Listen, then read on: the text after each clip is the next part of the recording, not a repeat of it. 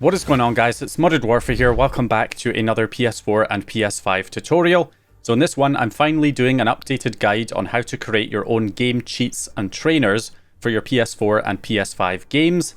Now, I did do a video on this a few years back that barely scratched the surface, so I want to go into some more detail in this video, so it will be quite a long video compared to most of the other videos on the channel here, especially since I've received so many requests to cover this topic, especially for the PS5, since there aren't that many cheats or trainers available for the PS5 yet. Now, you can follow this on the PS4 or the PS5 because it's the same tools that we're using to create the cheats for both consoles. It's the same process for both. Now, I would highly recommend getting yourself a wired network connection to do this. You can do this over Wi-Fi, but it's going to be slower and you're more likely to run into timeout issues, which are going to be a problem. So, you know, if you want to make life easier for yourself, definitely set up a wired connection before doing this, because it's going to be much better. So to get things set up on the consoles, you want to grab your console's IP address and then go over to the exploit host and run the PS4 debug payload if you're on the PS4. And of course, if you're on the PS5, you're going to want to head over to the PS5's exploit host and run the PS5 debug payload. Once you have those payloads running, you can then launch the game that you want to create the cheats for.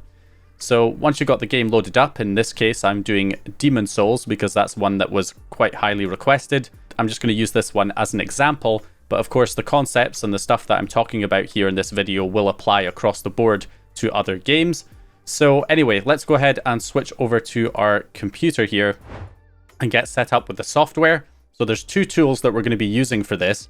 There is the PS4 Cheater application, which is our scanner tool. That's the tool that we use to find the values in memory. It's basically like Cheat Engine for the PS4.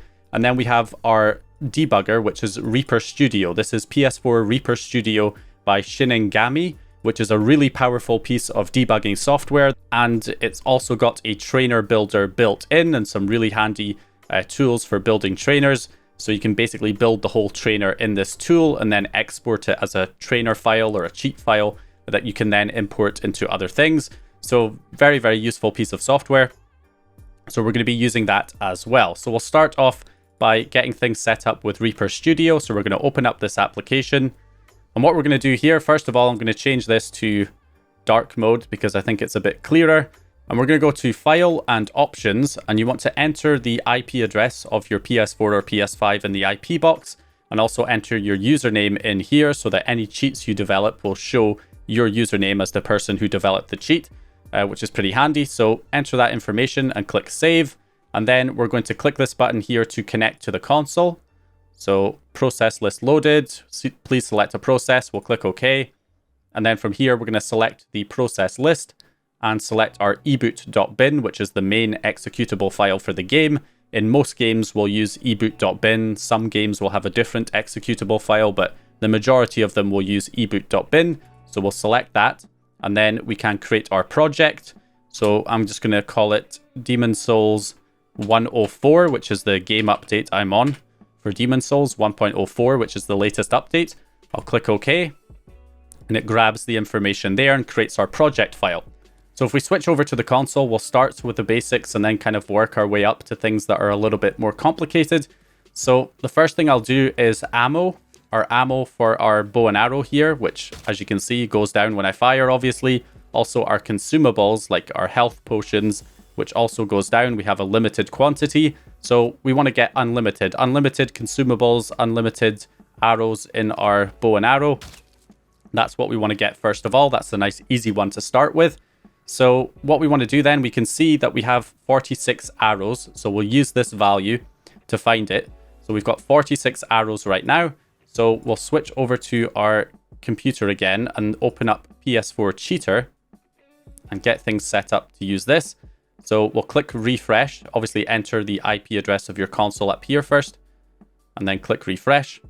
And that'll grab all of the processes for eboot.bin, all of the sections of memory. And then we're going to select all of them. And then down in the value section, we're going to enter 46 as the value that we're searching for. And then we can select our value type, which is probably going to be a 4-byte integer. So an integer, a 32-bit integer, is 4 bytes long. So it's probably going to be a 4-byte value.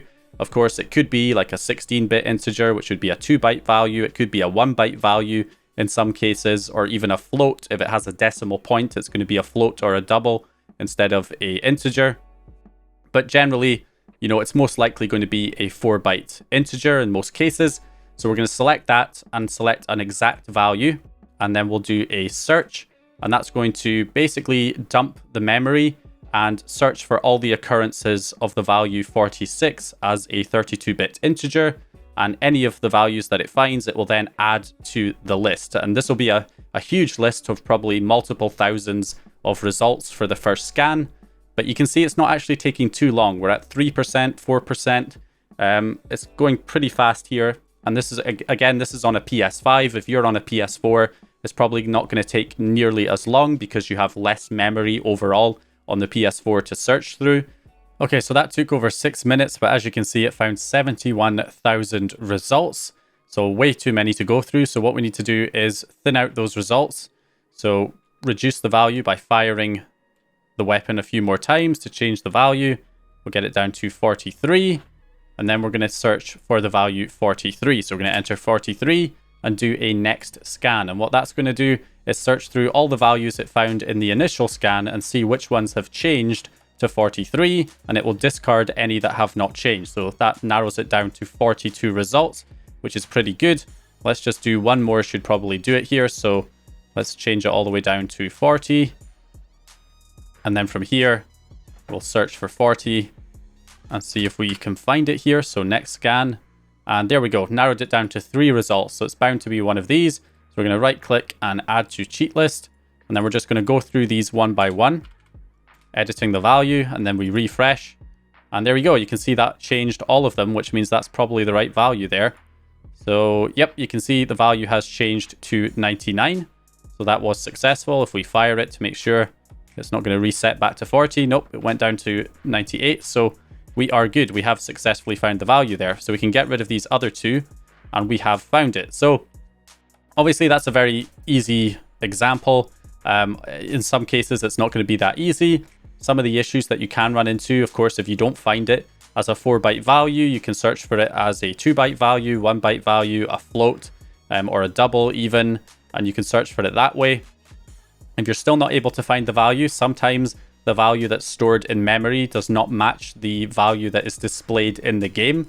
So that can happen sometimes. For example, when I was doing Ratchet & Clank Rift Apart, the health bar, I think the health bar showed I had about 7 out of 10. And in memory, the value was stored as 70 out of 100 instead of 7 out of 10. So I had to search for 70 instead of 7. So situations like that can happen. Also, if you don't know what the value is, because sometimes the game doesn't tell you what the value is, it's just like a health bar or a stamina bar, and you don't know what the value is. In those cases, you have other search options that you can use. So for example, you've got things like when you do a first scan, there's an option for unknown initial start value. So you don't know what the value is. You select that option and do a first scan. And then if it was a stamina bar or a health bar or something, you would reduce the bar in game, do something to reduce the bar, and then you can search for a decreased value, which will narrow down the results. And then you just keep doing that, reduce the bar even more, search for decreased value again, keep doing a next scan, maybe let the value increase in the game, and then search for an increased value. And by switching between increased value and decreased value, you can also do unchanged value as well. So decreased value, increased value, unchanged value. And by switching between those different search patterns, you can narrow things down, maybe only 100 or so results, and then you can go through those manually to find the value that you're looking for. Takes a bit longer, but it can work that way if you don't know what the initial start value is. But in our case, we managed to find it quite easily. So we've got the value here. Now we can edit this value to whatever we want. We can also lock the value so it keeps setting it in memory over and over again, so we never run out of ammo. Now, this is not a great thing to use though, because this section of memory is in a dynamic section, so it's going to be constantly changing all the time. So if we die and respawn, it could change, or if we, went back to the main menu and loaded up another save file, then again, this value could change to a different location, and then this address would no longer take us to the value, and we'd have to search for it again. And every time we reload the game, we would have to search for the value. So that's not really handy for a trainer. So what we need to do is we need to find the instruction that's actually setting this value in memory. And we can do that with Reaper Studio by setting a watch point on it. So if we right click on the value and go to edit and copy it here, we can then switch over to Reaper Studio and go to the debugger and attach the debugger to the console. And then we can paste in the address up here in the watch point list. So we're going to enter the address in here. Value type is an int 32. So write only breakpoint type, and then we've got length 1. We'll enable the watch point. And what that will do is it will watch this address to see when the game changes the value. And when the game changes the value at that location, it will then trace back where that came from. So what function or what instruction actually changed that value in memory. And then we can trace back and find the actual instruction that we're looking for. So to do this, we just go back into the game and trigger the watch point by getting the game to change the value by firing an arrow. And then it freezes because it's actually paused the kernel. And from there, we can switch back to Reaper Studio. And you can see that it's actually hit the watch point right here. So this is the actual instruction itself that's changing that value in memory. So what we can do is we can copy that address and we'll reset the breakpoint, which will resume the game again. So it's no longer being paused. And then we can go to that address up here and disassemble, and that will take us to the instruction. And from here we can insert a cheat that will basically nop this instruction or nullify this instruction, so it no longer writes the updated value in that memory address, which will prevent us from losing any ammo when we fire our weapon. So this is us basically creating the first cheat for our trainer. So we're going to right click on the instruction and go to patch selection and direct, which will insert a Nop. So you want to give this a label. So I'm going to call this infinite ammo. So infinite ammo, we'll click OK. Then it's going to say, do you want to find unique AOB, which means array of bytes. So this is all about how it's going to locate the instruction in future. You can either say yes to use an array of bytes and it will use a unique array of bytes to find that instruction in future, or you can say no and it will just use the static memory address. Now, because the PS5 uses ASLR, that might cause a problem with using static addresses.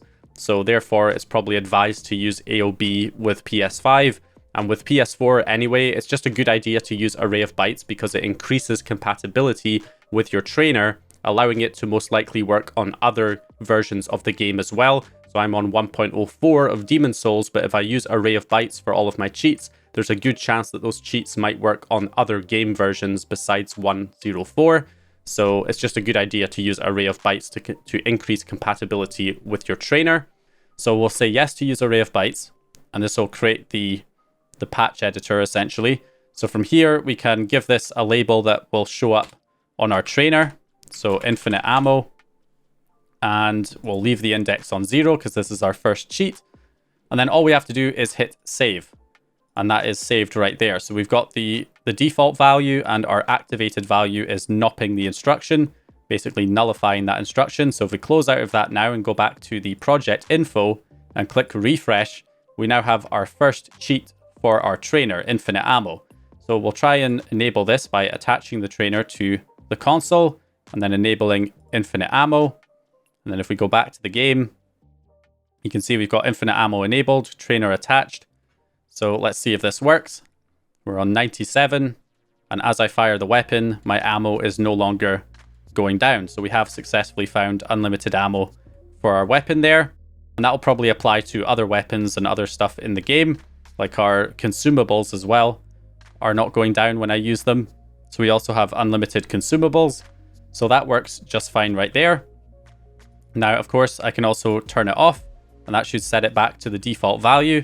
So now my ammo should go down again, and it is. So that is all working. So that works pretty well, and you can do that on a bunch of different things in this game. So for example, this game also has weapon durability. So you can see as you use your weapons, the durability value lowers, and I think it eventually breaks or gets too weak. So what you could do is also find the value for that and then do the same thing and nop it. So you could do this with a bunch of different things in a game in order to create a bunch of cheats just using this same method, which is a fairly simple method of just nopping the instruction. However, there are situations where nopping the instruction will not work. So let's look at how we can kind of get around that issue. So the next thing I'm going to try and do here is do unlimited souls. So our souls value in the game up here, which is currently set to 18, which is our main currency value that we use to actually, buy stuff in the game. So a pretty important one to create a cheat for. So let's go ahead and try and do that right here. So we've got 18 right now, and I'm going to go ahead and search for that in PS4 Cheater.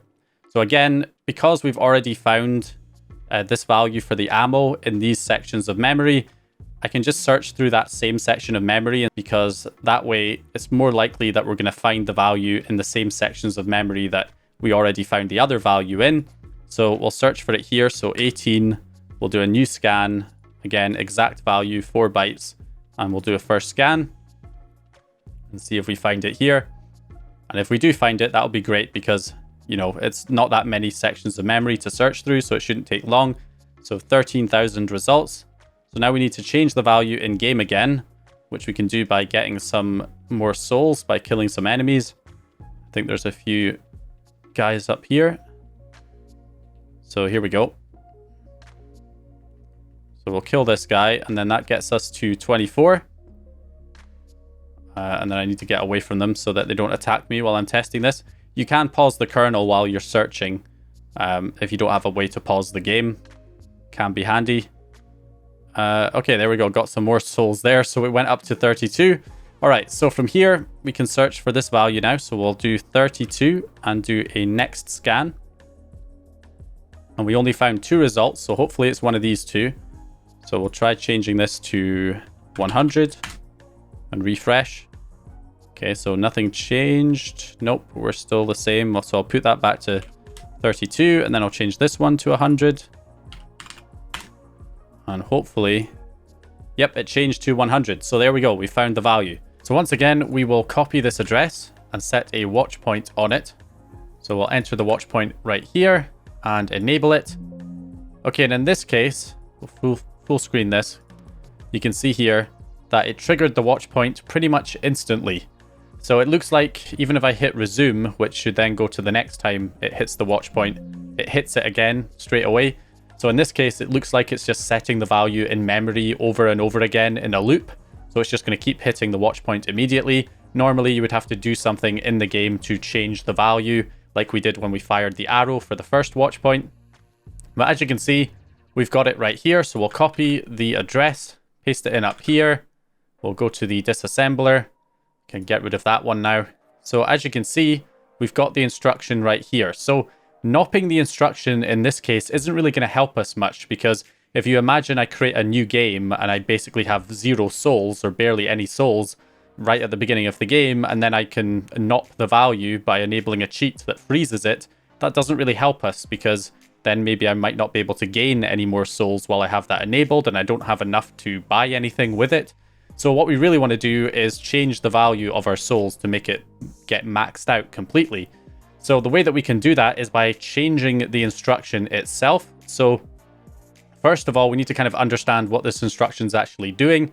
So this is a mov instruction, which is moving the value that is stored in the EAX register, which will be the value for our current souls, which is 100 right now. So it's taking that 100 value that's stored in EAX and it's writing it to this location RDI plus 0x80, which is going to be our address that we found here on PS4 Cheater, this address right here.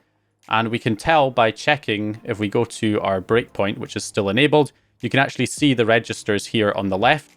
So you can see that if we take a look, let's see, the address here is RDI plus 0x80. So if we go here and look at what we have at RDI, so here's RDI here. So it's 2171E6B30. And if you add 80 in hex to that, you will get our value that we found here, this one right here. So it's setting the value at EAX into that location. And EAX is the equivalent to RAX here in this register. And you can see it is set to the value 100. So that's what the instruction's actually doing. The reason why it's EAX here and RAX here is because the RAX is the 64-bit version of the value, and the EAX is the 32-bit version. So EAX is 32-bit, just like RBX would be EBX if we're talking about the 32-bit version. So that is basically that. So we can reset this now that we've found the instruction and we know what's going on. So we're going to right click and we're going to go to patch selection. And instead of doing direct, because we're not nopping the instruction, we're going to do a code cave. And then we're going to give this a name. So I'm going to call this infinite souls. Click OK. We'll say yes to find unique array of bytes, which is what we want here. So what this does is pretty clever, actually. So what it'll do when we enable the cheat, it's going to insert a jump instruction over the original instruction that we're inserting the cheat into, and it will replace this instruction here with the jump instruction that will jump to a free section of memory that it will write our custom instructions into. It will then execute our custom instructions, and then you can see here, it then jumps back to the original code and keeps running the original code like nothing ever happened. So what this will allow us to do is add our own instructions in here. So the way that I would do this is change the EAX value instead of 100 to a really high number, and then let it run this instruction again, and it will just write that value into the souls address in memory. So that's what we want to do right there. So we can do this by doing MOV EAX, comma, and then the value that we want to move into EAX. So we can do that by going to the calculator. So I'll do 999,999,999, and we'll convert that to hex and copy the hex value, and we will paste that in there. So that's going to write this really high number into EAX, and then it will just write that number to our souls location in memory, and then it will jump back to the original code. And we'll change the index to 1 because this is the next cheat in our list. We'll give this a label. Whoops, opened up the memory thing by mistake. So we'll give this a label of infinite souls, and then we'll hit save, and then we will give this a test. So if we refresh, we've got our infinite souls now. So we'll enable this, attach the trainer, get connected up, and then enable infinite souls. And as you can see, it jumps all the way up to a maxed out number. I may have gone a bit higher than I should have here because it looks like it can only display 7 nines. So this is a really basic code cave, and when we disable infinite souls, of course, it will not reset the value because it's already set it in memory. So it will just keep setting the same value over and over again unless the value changes by something else in the game. So we can go ahead and detach the trainer now. But what we could do instead is give the user a little bit more control and let them enter whatever value they want to set for their souls value. So if they want to set it back to a normal number, they can, or if they want to set it to a really high number, they can, and just give them the choice to enter whatever number they want. And you can do that by adding a variable. So Reaper Studio lets you do variables, which is pretty cool.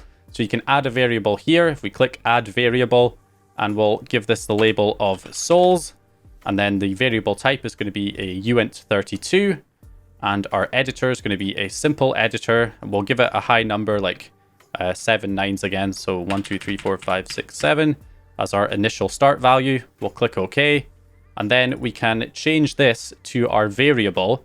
So we're going to do dword pointer, open and close brackets, and then put our souls variable in there, and we can check validation to make sure the code's valid. You can see it is valid.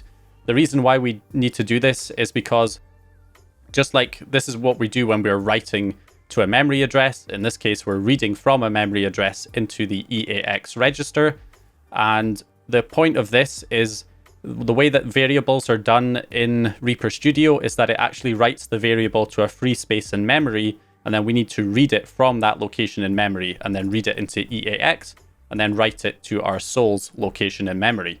So that's what we're doing there. So from here we can hit save, click OK, switch back here and refresh. You can see we can now enter a value. So if we enable the trainer again, it's weird how it sometimes does that process not connected thing. So now we can enter whatever value we want. So if I want 100,000, we can enable infinite souls, switch back to the game. You can see souls edited to 100,000, and it's now changing to 100,000. So that has worked. And then that way you can also just, you know, keep updating it, 9999999, and then I'll hit refresh, and then that should update it. And there it goes, jumps up to our value right there. So that just lets the user enter whatever value they would like. And if somebody obviously just wants to set it to unlimited, then the default value is already 7 nines, so they can just enable infinite souls and it will set it to a really high number. So this just gives you a little bit of a better idea of some of the kind of extra things that you can do with the trainer builder. You can let people type in their own values. You can create a list of strings. Say it was like a give weapon function where you had to have the weapon string name in order to set it. Then you could have a list of all the different weapons and you could select which weapon you want, you know, that kind of thing. So there's a lot of cool stuff that you can do with this. So anyway, moving on from this, we'll move on to our next thing now. So I should also mention that if the value is a float value rather than an integer, then the instructions are going to be different because they're different from floats to integers, but they're not that different. So for example, like a mov, if it was a float, it would be, I believe, a vmov ss or something like that, but it's basically doing the same thing. And then instead of using registers like EAX or RAX or RBX, it would be a value like XMM0 or XMM1 or 2 or etc. So in this case, we're doing integers, so it's just a mov. So there are some slight differences when it's a float. The instructions are slightly different, but it's more or less the same. And of course, when you hit breakpoints or watch points and you're trying to find the float value, it will not be in the regular registers. You'll just select the float option and then it will show you all the floats, XMM0, XMM1, etc. And you'll find your value in there. We've done this, we'll go ahead and close out of that. We've got our infinite souls. So from here, the next thing I'm going to show you guys is going to be health, because this is obviously one of the main ones that, you know, typically you would want from a trainer would be the ability to do infinite health. And the reason why I've left this one till later, even though this is probably one of the first ones that you would be trying to find, is that it may be a little bit more complicated depending on the game, which you will see here. So we need to go ahead and try and find our health value. So we've got a bar up here in the top left. Luckily in this game, it tells you if you go over to status what the actual number is. So in this case, my HP is 308 out of 308. So what I'm going to do here is search for that value in PS4 Cheater. So we're going to search for 308. We're going to do a new scan and we'll do a first scan for that. And hopefully it'll show up in the same location in memory as the other stuff. If we're lucky. If we're not lucky, then it's probably going to be somewhere else. So now I need to take some damage. So we'll walk into some fire here. And that's taken us down to 117. So from 117, we can go ahead, search for that. 117, next scan. Okay, so we found a bunch of results here. So let's go ahead and add each one of these in. And we'll go through them one by one. So we'll set this to 100 and refresh. Okay, that resets, so it's not that one. Do this one, 100. Okay, this one changed to 100, so along with another address. So that might be the one we're looking for. Let's see here. Yep, you can see the bar just went down a little bit there. And we're now set to 100. So we found our health value. Okay, so unfortunately my game crashed, so I had to reboot. But I found the value again for our health, which is currently on 308, the maximum value. If I change it down to 100, you can see we lose health. So this is the correct value. So once again, we're going to copy that address and set a watch point on it. So we'll enter a watch point right here, enter the address and enable the watch point. And here you can see it triggers the watch point instantly, just like our souls value, which is not what we want in this case because this might not be the right instruction. We only want to trigger the watch point when we actually take damage, so we know that we have the right instruction that's taking away our health when we take damage, rather than this one, which is just setting our health in a loop over and over again, even when the value's not actually changing, which is not what we're after. So there's kind of two ways we could do this. We could nop this instruction so it no longer triggers the watch point, and then we'll be free to trigger the watch point when we take damage. Or we could set a filter. So if we try to set a filter here, we can say that R14 is set to 100, which is our current health value. So that seems to be the value for our current health. So if we reset this, we can set a filter where we say if R14 is less than let's say the max value of our health, which is going to be 308. If I set my health back up to 308, and we'll say only if R14 is less than 308, then trigger the watch point. So I could enable that filter right there and then enable, and then you can see it's no longer triggering the watch point. However, it does appear to be lagging the game quite significantly here, and I don't want PS5 debug to crash. So maybe we should just Nop the instruction instead of using a filter. But that's kind of an example of what you can do with filters there with breakpoints and watch points. But because of the lag, I'm going to actually just let it trigger the watch point here, and we'll just Nop this instruction because then we shouldn't get any lag. So we'll copy that, go up here to the addresses, go to the disassembler. We'll just enter a patch on this instruction. We'll call this Nop Health and find unique array of bytes. We'll just quickly do this, give it an index of 2. We'll save this, and we'll go to the project, refresh, attach the trainer. Give it a few seconds to attach, and then we'll Nop Health. So that's now engaged. So now that instruction should be nopped.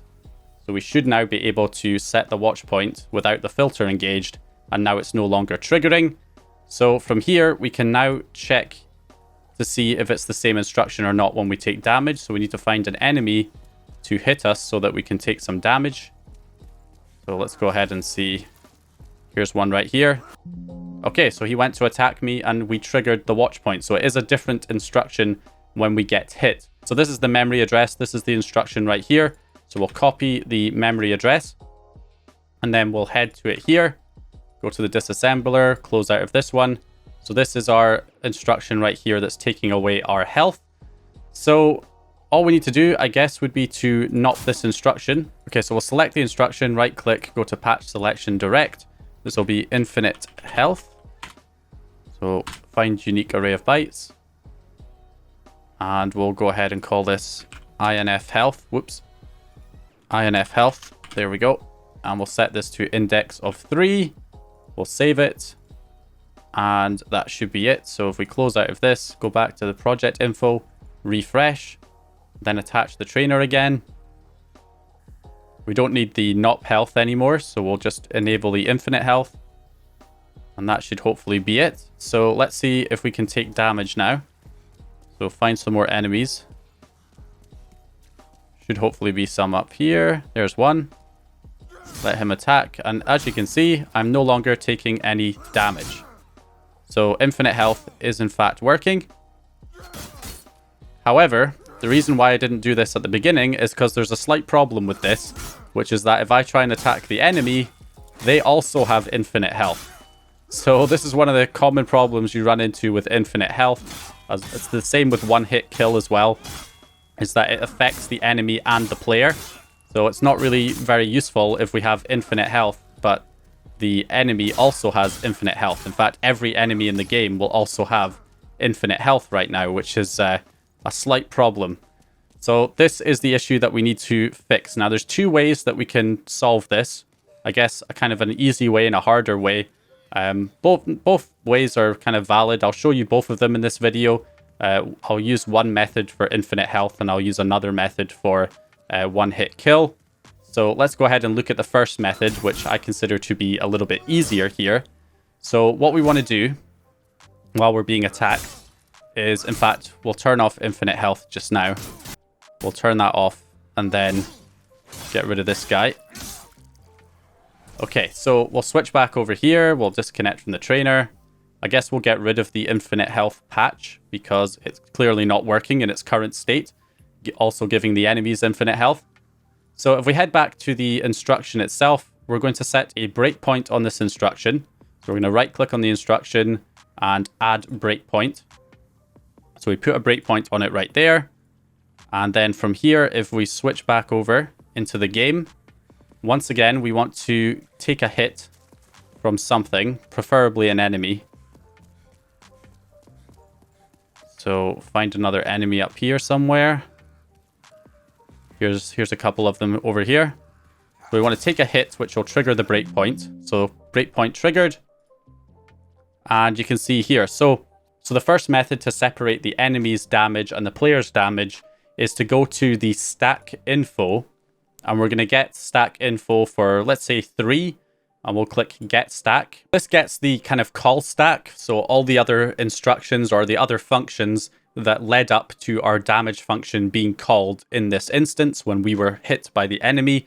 So basically you can kind of trace back to see all the other functions that led up to our function being called, and you can see there's a bunch of them here. So these all lead up to or are related to our damage function here. And what we want to do is kind of go up in that stack to see at what point does it separate between the player and the enemy. And we can do that by taking a screenshot of everything that we have here. So these current addresses that are in the call stack when we're attacked, and then we're going to compare that to the addresses that we see when the enemy gets hit and see if any of these are different. So let's go ahead and take a screenshot of this. So stack info, we'll take a picture, we'll open an image editor. I'll also just put in a little label down here that says that player was hit, just to make sure that we know exactly where we are here. So I'm using Greenshot for this. You can use ShareX or snipping tool that's built into Windows. Just take a screenshot, and then we're going to reset things. So we'll reset the breakpoint, which is going to get me attacked by these guys again. Let me just get rid of them. We need a controlled environment here. So what I'll do is I'll hit one of these guys with an arrow, and I'll set another breakpoint here. So instead of me being hit, it's going to be an enemy being hit this time. So we'll set another breakpoint on this instruction. Okay, so we're going to hit this guy with an arrow here, and that triggers the breakpoint. And now we're going to get the stack again, and we're going to compare that to what we found when the player was being hit. So let's line up these addresses and see if there's any differences. So we can see this first one is the same. So if we knock that call, it's not going to change anything. It's still going to be the same for affecting the enemy and the player. If we knock this one, 97A, that's also the same. So there's not going to be any difference there. But the third one down is different. As you can see there, caller stack 2, we've got 1 FBE, and this one is 43F40. So this is where it diverges between the enemy and the player. So if we nop this instruction here, that seems to be only for the player, then it shouldn't affect the enemy because the enemy uses a completely different instruction that's in a different place. So that's what we want right there. So if we reset our breakpoint again, now we're probably going to get some enemies coming for us, which we are. So let me just breakpoint that again when I get hit so that it will trigger.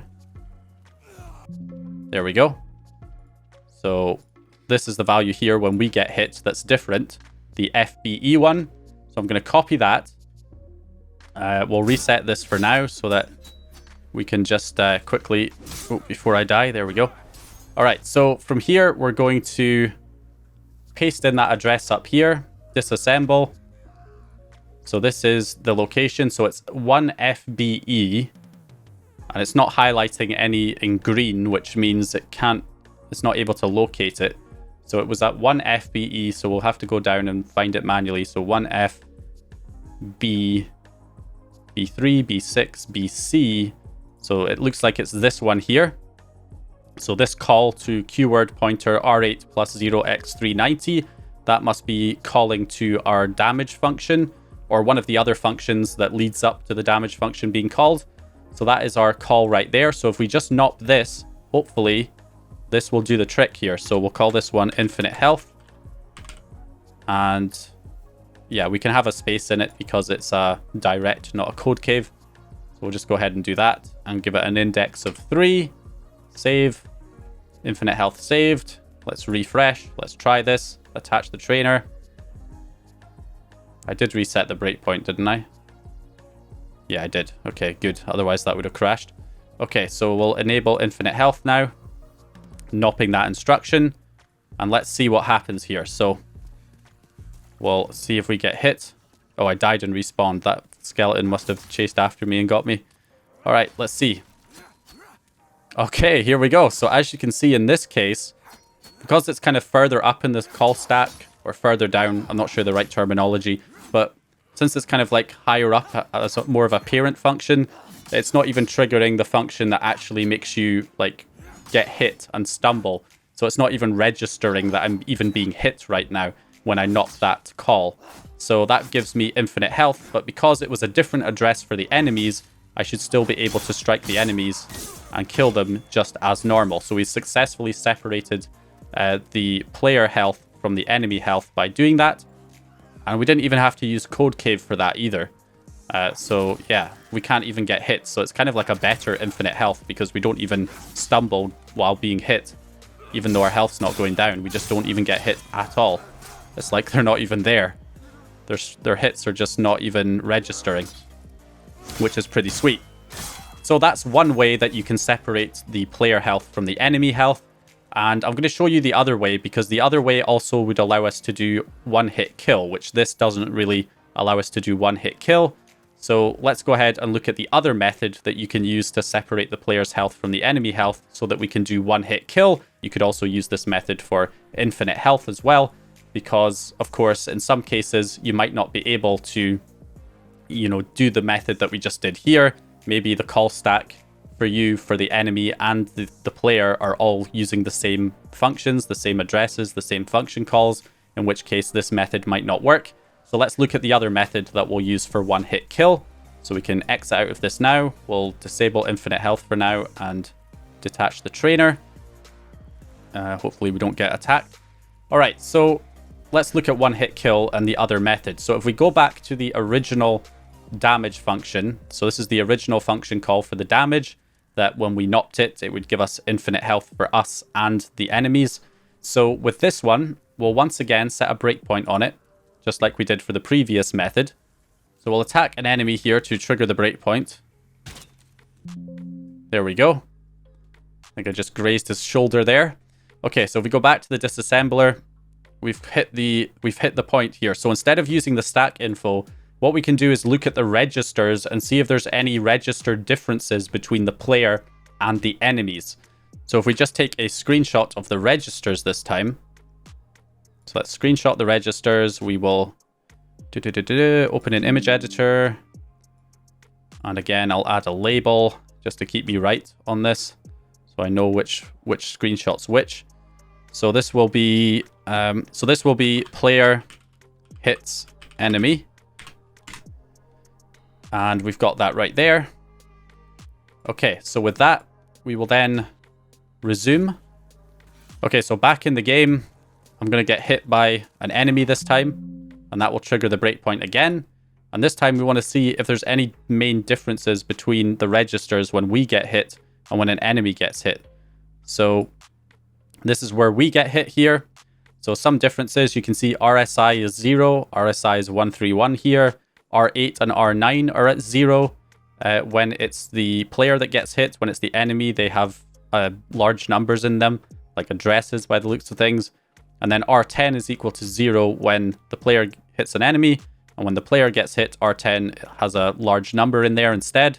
So that's a bit of a difference. Okay, so I'm going to set a breakpoint on this again. And this time we'll do environmental damage. So I've got killed and respawned here. So this time I'll run on some fire and take damage from that. So instead of being hit by an enemy, it's now environmental damage. So you can see RSI is a different value, so we can't use that to tell the difference between the player and the enemy, because it seems to change no matter what.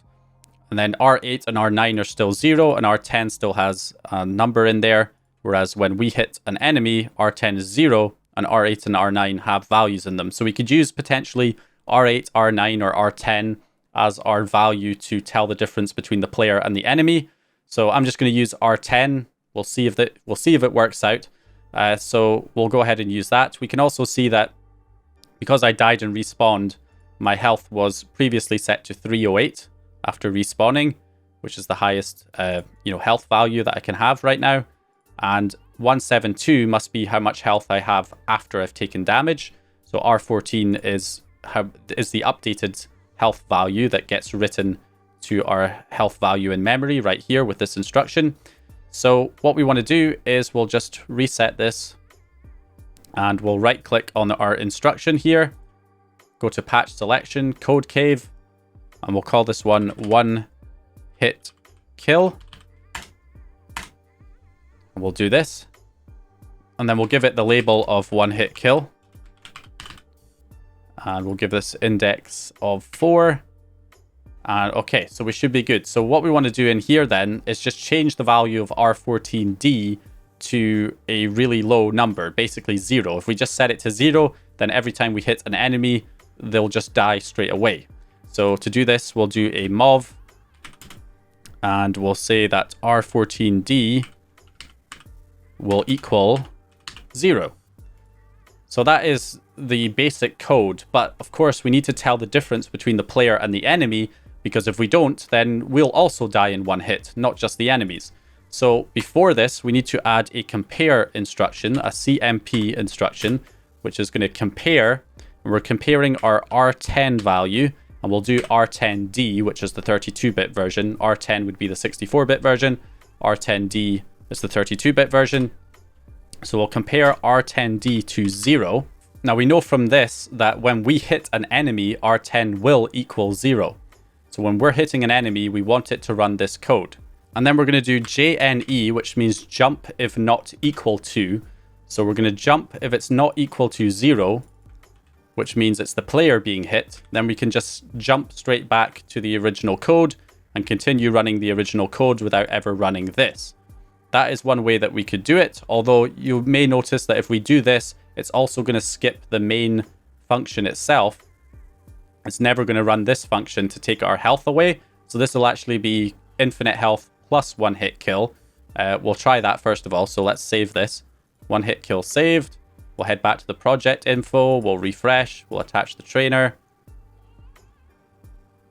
Get this enabled. We don't really need this Nop health function anymore. We can get rid of that. So let's go ahead and activate one hit kill. Okay, one hit kill enabled. Let's see what happens here. So I'll take hits from this guy and it will also be infinite health. So you can see, unlike the other infinite health, we still stumble and we still get hit, but we don't take any damage. But when I hit an enemy, it just kills them in one shot. So one hit kill is indeed working with this, but obviously we have the problem of, you know, if we just want to enable one hit kill without giving ourselves infinite health, then we're going to have to change this. We already have an infinite health cheat, so we don't actually need this to be doing infinite health and one hit kill. We just need this to do infinite health. So let's go back to the patch and change it. So to change it, what we'll do instead is we will use a reference point. So we'll create a new reference point called isPlayer. So jump if not equal to isPlayer. And then what we'll do is we will copy these and paste them in underneath. And then we'll create our reference here, which is isPlayer. Just like that. So 0 is when we're hitting an enemy. So if R10D is equal to 0, it will not jump and it will set R14D to 0 and then write that in as the damage value for the enemy and then jump back to the original code. If it is the player and R10D is not equal to 0, then it will jump if not equal, which it will not be equal. So it will jump to isPlayer, which is this reference here. So it will jump here and then run the normal code, which just sets the normal damage value for the player and then jumps back to the original code. So that will give us our one hit kill without affecting our health as the player. So let's go ahead and save that. And then we'll head back here. We'll refresh. We'll attach the trainer again. Get that attached. Okay, and then we'll enable one hit kill. And then that gets us our one hit kill. Okay, so let's see. Let's stand on some fire. And I took damage right there, as you can see. So I'm taking damage, as I should be. But it's not killing me in one hit.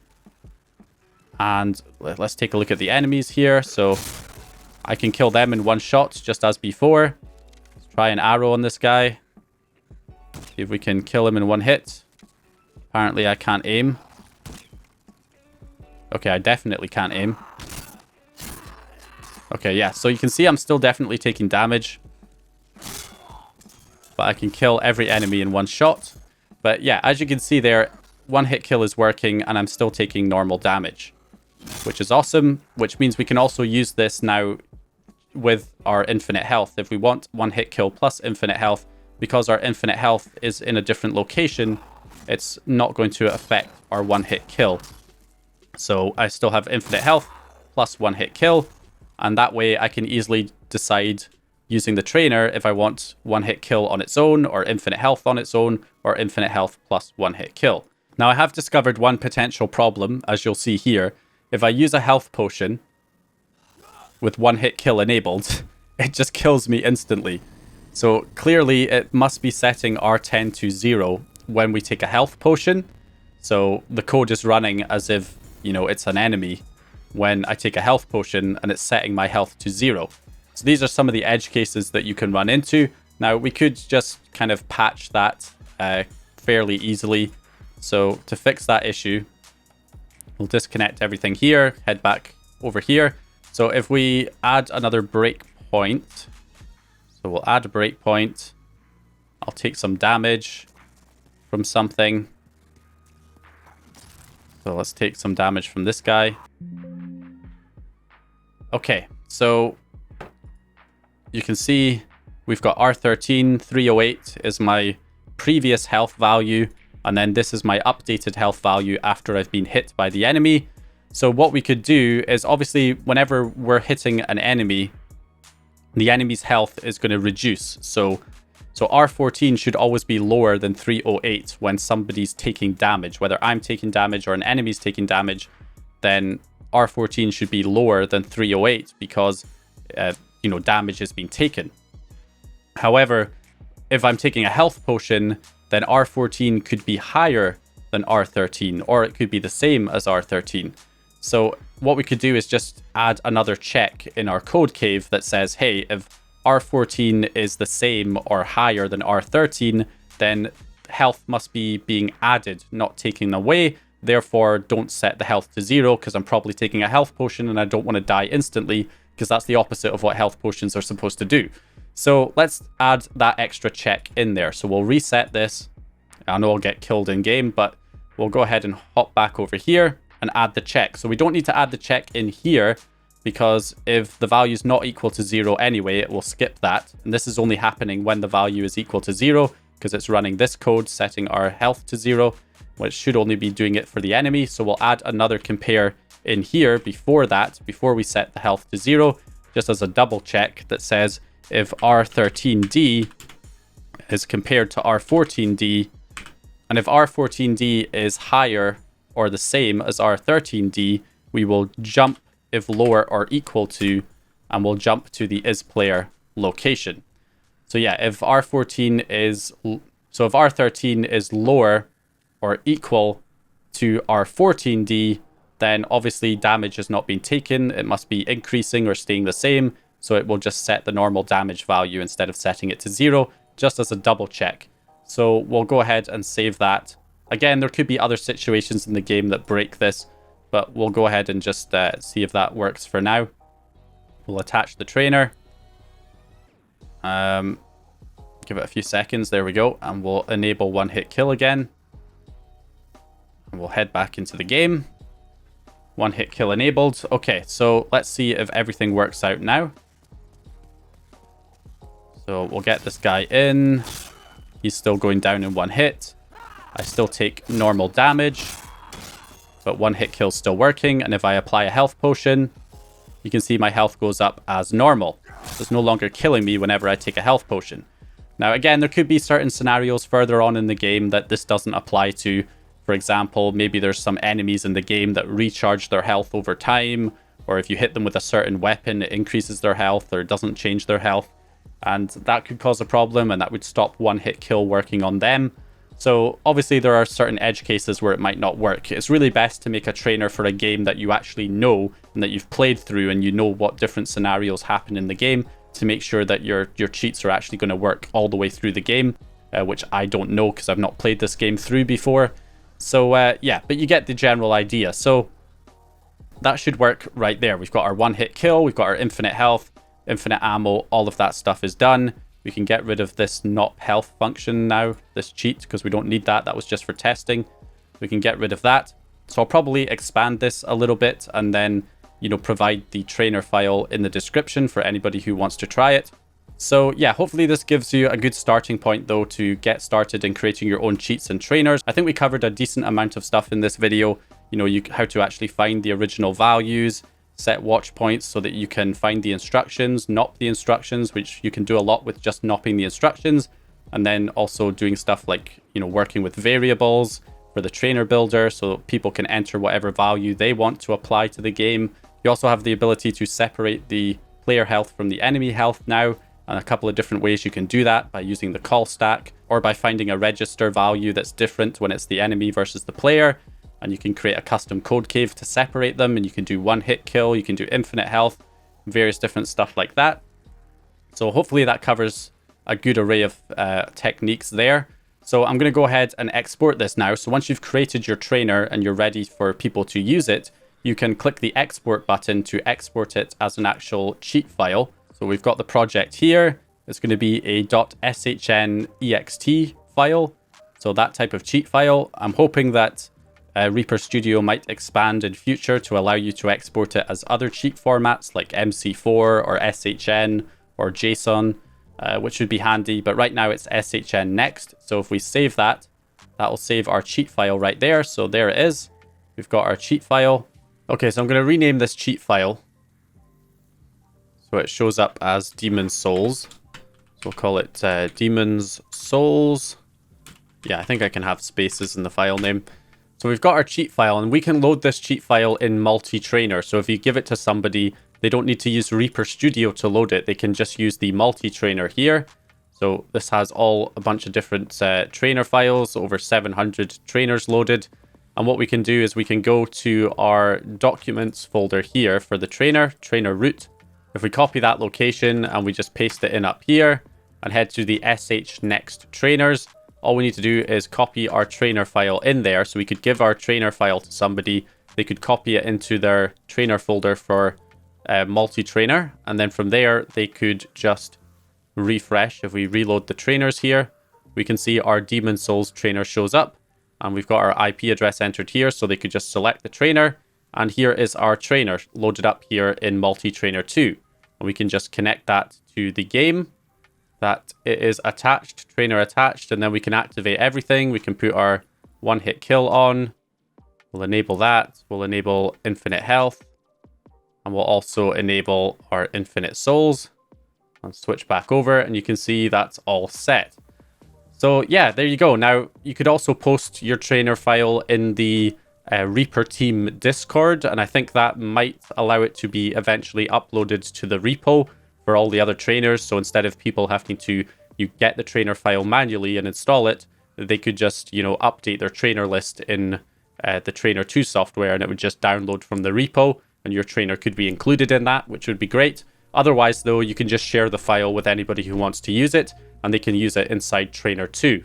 But I definitely hope that Reaper Studio will include the option to export in other cheat formats in future, because it would be definitely handy to be able to use our trainers in the Gold Hen cheats, built into the Gold Hen cheats. That would be handy. But on PS5, the Trainer 2 software is the only software that actually works for applying cheats to your games right now. Just this in Reaper Studio, but that will probably change over time as, you know, other homebrew apps and payloads are developed to include cheats. So yeah, anyway, that's basically it for this video. It's a very long video. I hope you guys managed to get through it all. I'll be very surprised if anybody's actually managed to get to the end here. But if you did, give yourself a pat on the back. And I hope you guys enjoyed this video or found the information useful. If you did, please leave a like and subscribe. And I'll hopefully see you guys in the next video.